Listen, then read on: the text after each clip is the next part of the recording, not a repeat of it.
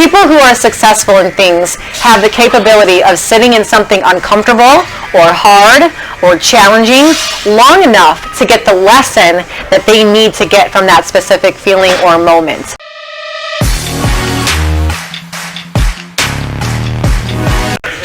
What's up, crew? Happy Monday. It's been a minute since I made a video, and before I lose pretty much every male in this video when they realize we're talking about feelings, hang with me because I think you're going to actually like where this goes. So we're talking about feelings and how feelings are designed and put in our lives to teach us and inform us, not to drive us, and how to use negative and positive emotions to fuel us and not to drive us or not to diminish our own self-worth. I think what is common is when a negative feeling comes up, our instant reaction is to, how do I get out of this negative feeling as quickly as possible? And what happens is we end up choosing something that makes us feel good in a moment, but it actually degrades our soul and our spirit in the long term and makes us feel bad about ourselves. So how do we then make the decision to do things, create habits, take actions that make us feel good about ourselves, not necessarily make us feel good? Some decisions, some actions actually don't make you feel good in the moment, but they do make you feel good about yourself in the long term. When you can do this, when you can find the strategy to doing this more frequently, you build confidence in yourself, you build trust, you build self-esteem, and ultimately you become a happier person because you know that deep down you're doing the things that make you feel good about yourself, and then chances are those are the things that make everybody else feel good with you too. So what's the strategy? When a negative feeling, I hate saying negative feeling because I don't think any feeling or anything is negative. It's not negative or positive. It is what you make it to be. So if a feeling comes up that doesn't feel comfortable, our job is to sit in that, deal with the negative in the moment, but ask yourself a couple questions. What is this feeling trying to tell me, trying to teach me, trying to inform me about either myself, about the world around me, about how I view the world around me? It can teach you what your values are, what your likes, your dislikes, what you will accept, what you will not accept in others' behavior towards you and around you. It's so informative. If we only just sat there in the uncomfortability, people who are successful in things have the capability of sitting in something uncomfortable or hard or challenging long enough to get the lesson that they need to get from that specific feeling or moment. With everything that comes up, there is a lesson there for you, and if you choose to see it or find it, will lead to greater growth for you in the future. But most of us don't want to do that because it doesn't feel good in the moment.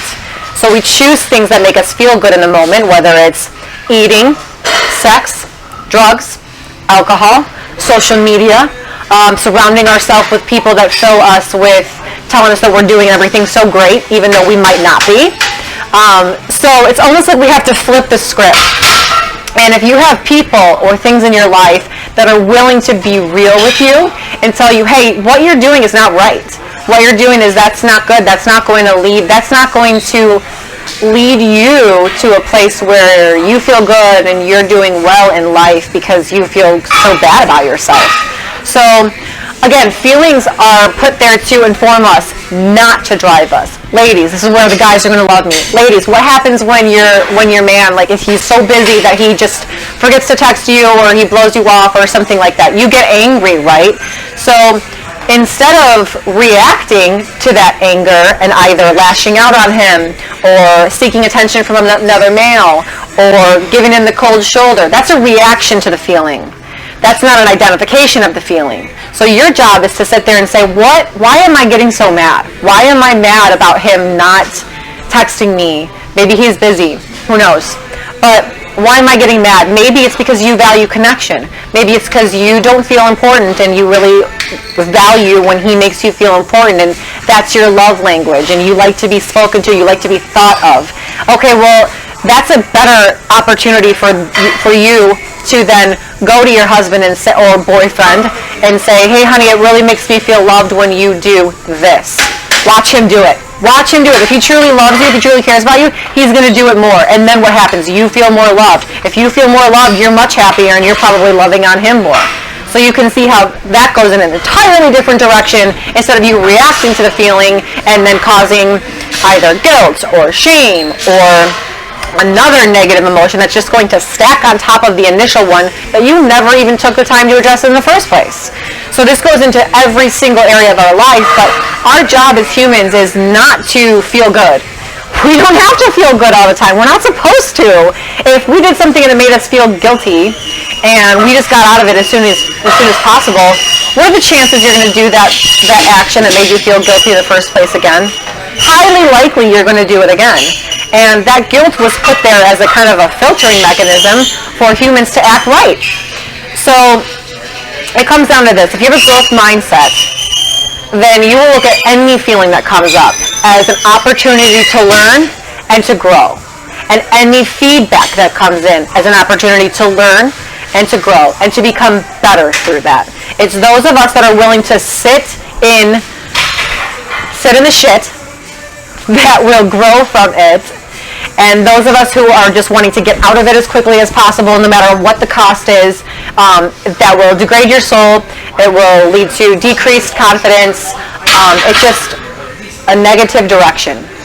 So ask yourself, what is this feeling trying to tell me? And then, what am I going to do about it?